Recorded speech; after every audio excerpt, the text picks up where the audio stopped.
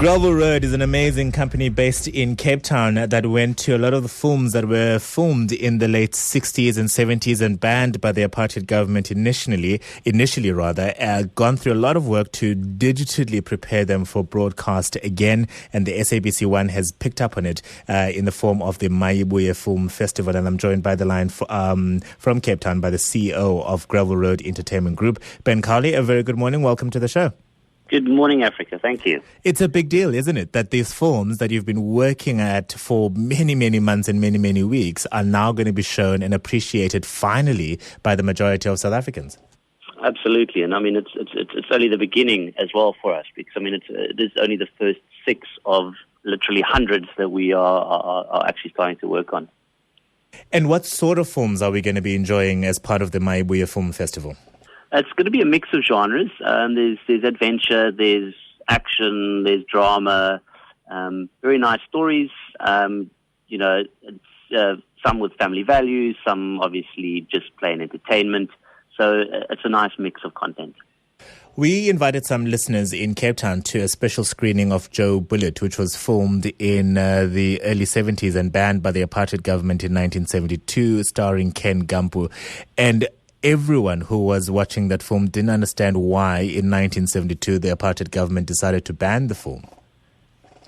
Yeah, it's obviously even a question that we asked, and when we did the investigation into it, then it was revealed. And a lot of these, some of these films, they portrayed aspirational black people or characters, and that's obviously something that the apartheid government didn't want at that particular point in time. It isn't an easy process to take a print of a film that was done in the sort of late 60s, early 70s that has been gathering dust under somebody's bed and digitally sort of remastering it for broadcast. Talk us through some of the, I suppose, technical challenges that you and your company would have had to go through. Well, often it's a case of the condition of that print. So we run off the film print itself. So remember, this was before the days of video. And often these films, because of the way that they were distributed back in those days, weren't handled necessarily in the best of conditions. They ran through old projectors, they were exposed to dust, adverse weather conditions, so high humidity, high temperatures, all that sort of stuff. And that all affects the film print.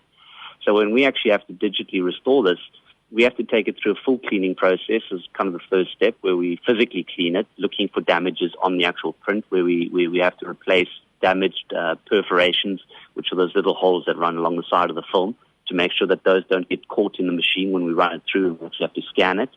We then chemically clean it, special chemicals that obviously don't damage it.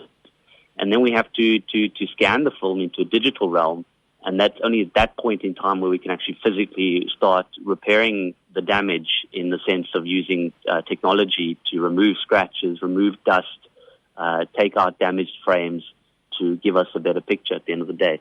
So, we're talking a time between, depending on the damage of the film, anywhere between 2 and 8 weeks to actually repair one of these films, or we'll get it into a state where we can actually view it again.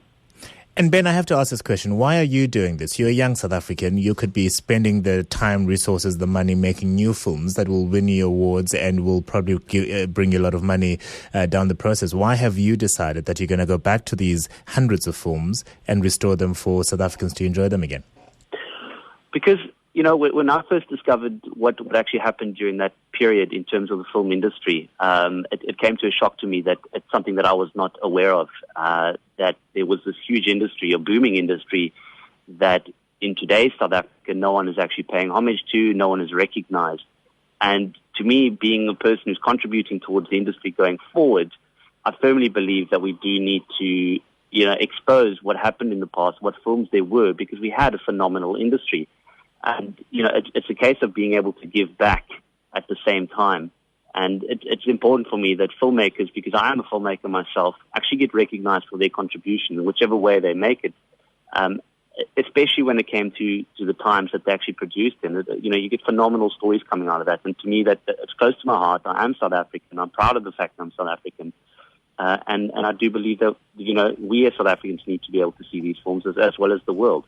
And of course, we get to enjoy the first 6 of hundreds of lost South African films from the 70s and the 80s, thanks to the Gravel Road Entertainment Group and the Mayibuye Film Festival, which starts on SABC 1 next Sunday, 8:30. Those films, of course, enjoyed during Freedom Month. Thank you very much to Ben Cowley.